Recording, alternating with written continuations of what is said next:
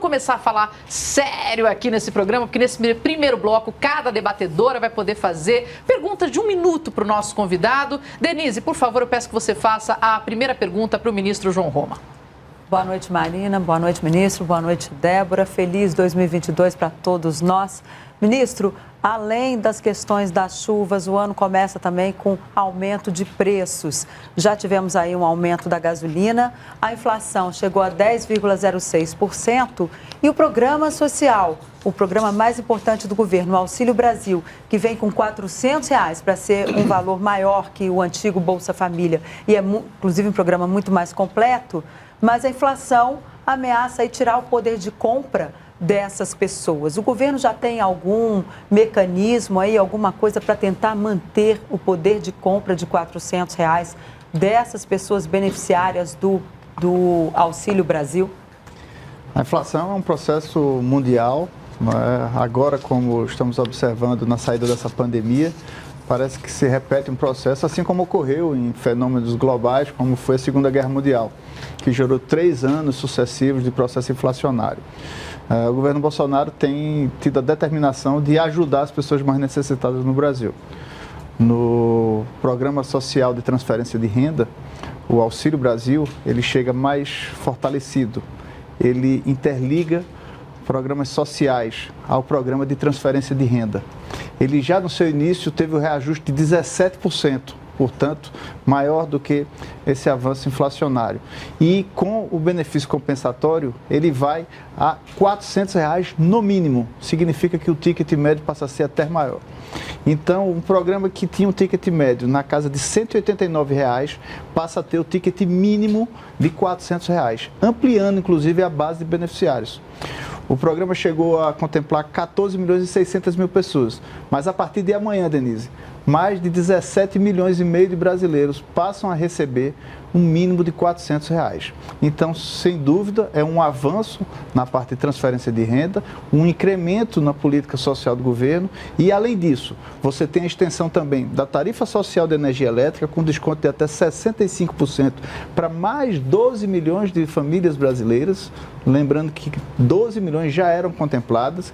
Começa a ser pago também, desde dezembro do ano passado, o Auxílio Gás a 5 milhões e meio de brasileiros e estamos fortalecendo cada vez mais, né, as políticas de transferência de renda. Então, tem todo um suporte, né, a esses brasileiros que podem, sem dúvida nenhuma, através disso, inclusive, servir, né, de sustentação para uma economia que precisa, sim, cada vez buscar aquecer, retomar a estrutura, né, para gerar emprego e fazer com que o Brasil, né, avance cada vez mais.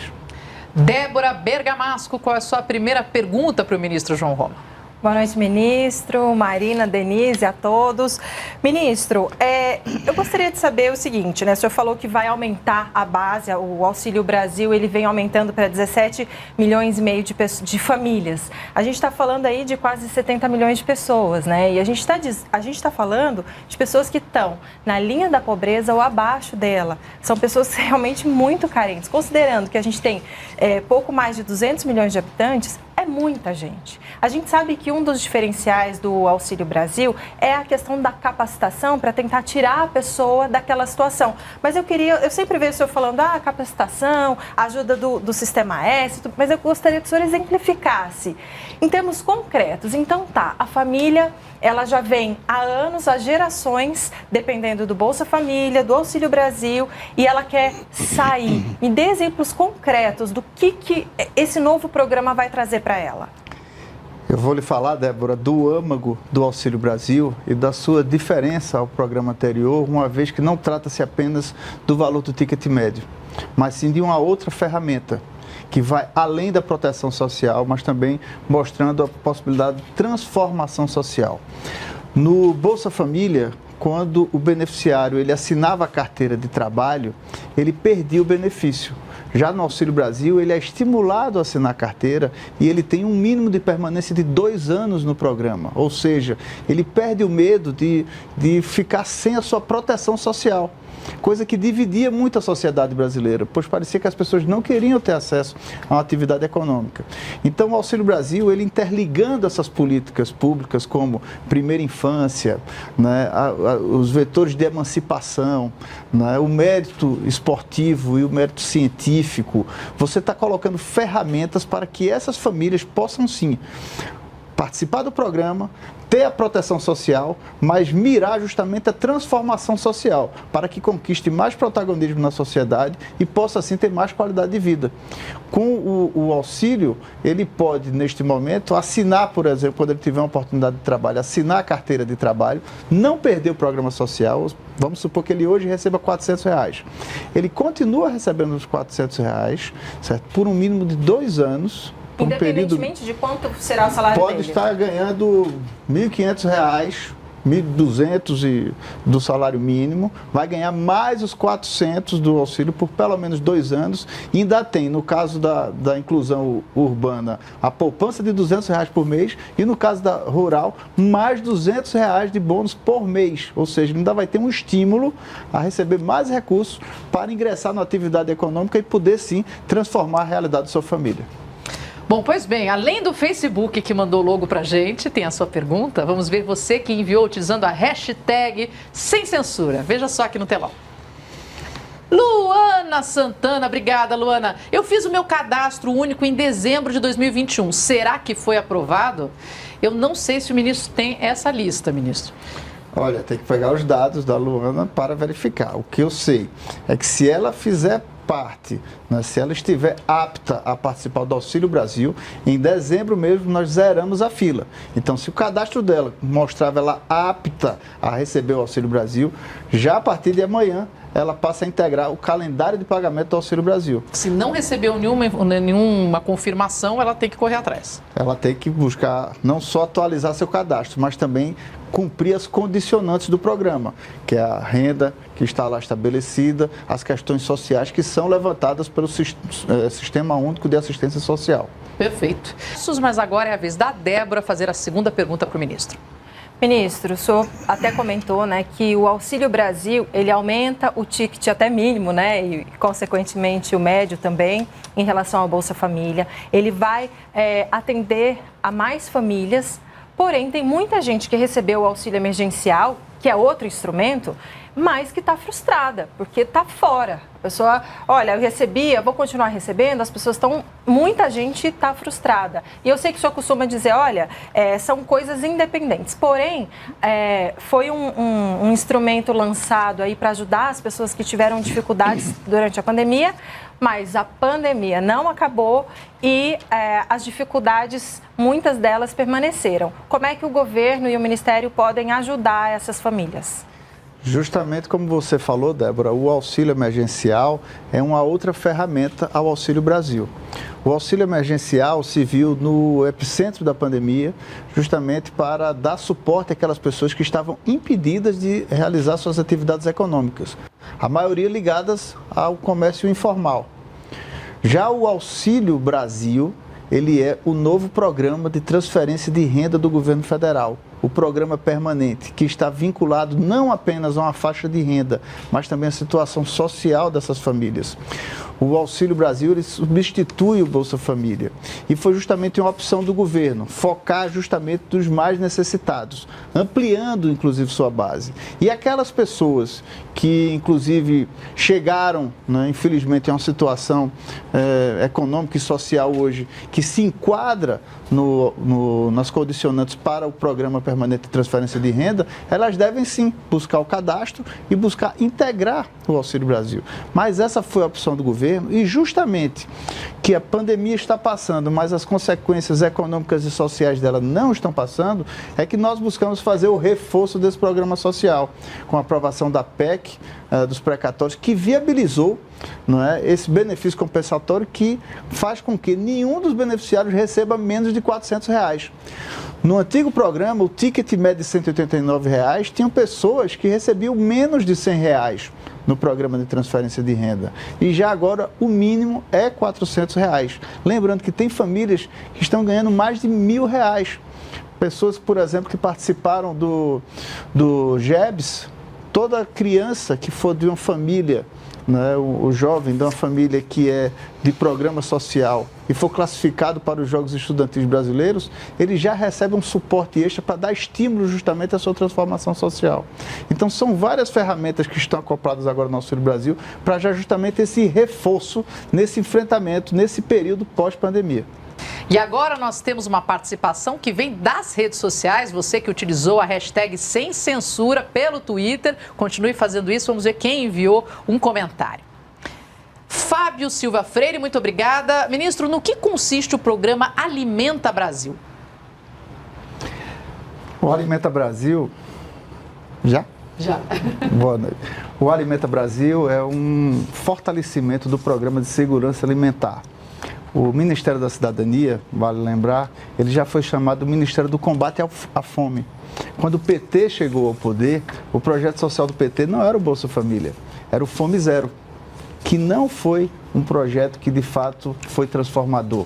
Não conseguiu solucionar a questão da fome no Brasil. E o que nós estamos buscando, com várias iniciativas, poder avançar nessa pauta. Pois não é possível que um país que alimenta mais de 1 bilhão de pessoas ao redor do mundo, que 1 em cada 5 pratos de comida sai do Brasil, que se desperdice mais de 30% de tudo que nós produzimos no Brasil, não é possível que a gente ainda viva um dilema como esse da questão de tantas famílias com problema de segurança alimentar e nutricional. O Alimenta Brasil, portanto, vem fortalecer isso em várias esferas, tanto na burocrática quanto na logística, como também propiciando uma maior capilaridade, uma forma de levar comida de maneira descentralizada. Com a produção no campo e o fortalecimento da agricultura familiar, nós estamos estimulando não apenas que as famílias avancem no protagonismo na sociedade, mas que melhore-se o consumo local de alimentos, que não deixa de ser também uma pauta ambiental, uma vez que vários países ao redor do mundo têm adotado justamente esse consumo local de ambiente, pois diminui mandar o alimento para um grande centro de distribuição, emplastificar, coloca no transporte, gasta óleo diesel, enquanto que você pode ter uma estrutura descentralizada, esse consumo local de alimentos, indo justamente para as pessoas que precisam desse reforço alimentar. O Alimenta Brasil, portanto, ele vai trazer uma quantidade maior de produtores da agricultura familiar, capacitando essas pessoas, dando suporte econômico com a garantia da compra dos seus produtos, e esses produtos são destinados nos locais, né, às famílias necessitadas. Pois bem, temos mais uma participação para você que colocou a hashtag Sem Censura, enviou um comentário ou pergunta. Agora, Sabrina Batista Freire. Boa noite, ministro. Eu gostaria de saber melhor sobre o auxílio inclusão. Quem é o público que se beneficiará diretamente e quais os requisitos para ter o benefício?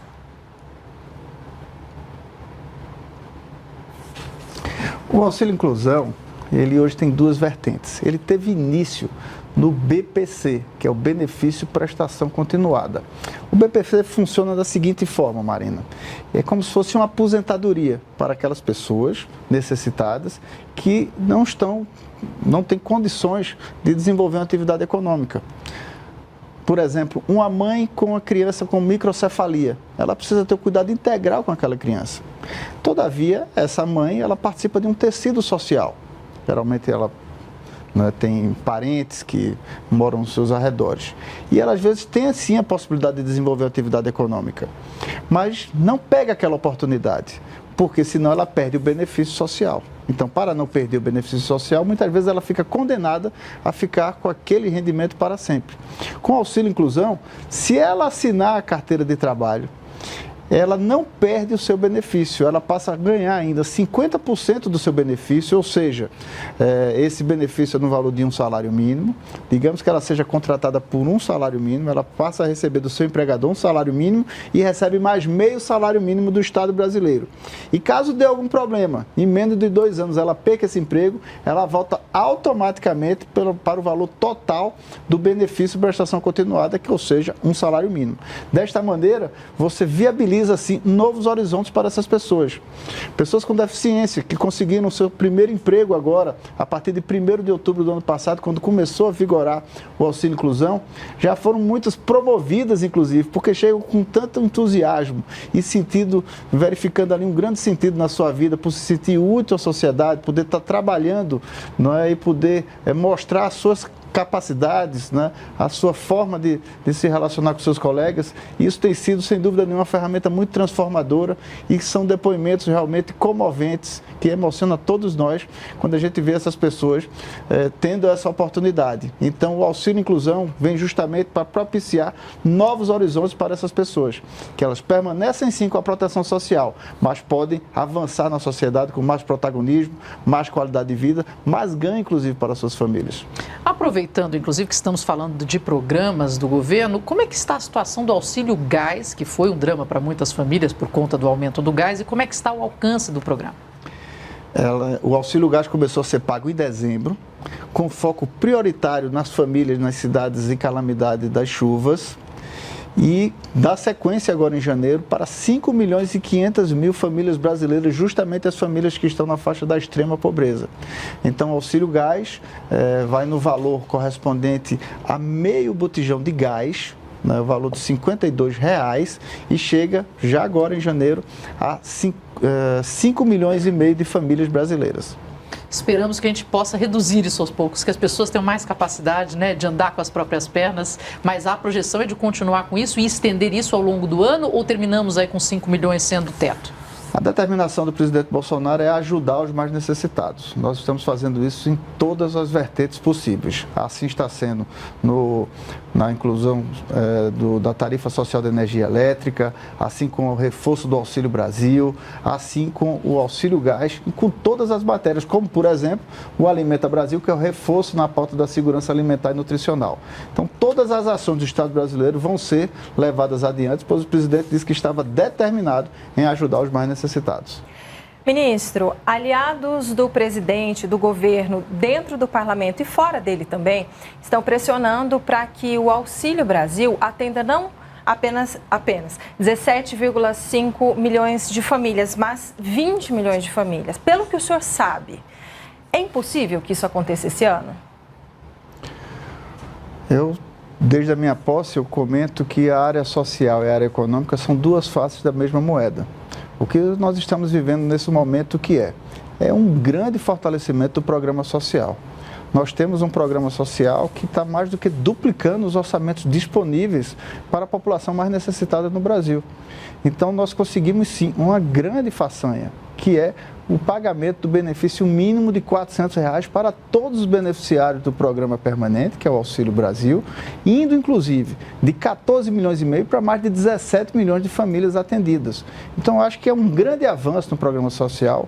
Naturalmente, é uma pauta que sempre demanda toda a atenção, todo o reforço, e sempre há um esforço focado para que nós possamos ser mais eficazes, não apenas na concessão do benefício, mas na sua função de transformação social. Então, é natural que sempre haja uma grande priorização na pauta social, mas atentando para que ela vá de mãos dadas com a economia, pois quando os assuntos entram em descompasso, a economia pode sim, né, sofrer consequências, como, por exemplo, uma elevação maior da inflação. Caso isso ocorra, termina você corroendo sim, você dá com a mão e tira com a outra. Portanto, é necessário muita responsabilidade e prudência para que nós possamos marchar de forma adequada, fortalecendo sim o programa social, mas atentando sim para a responsabilidade fiscal.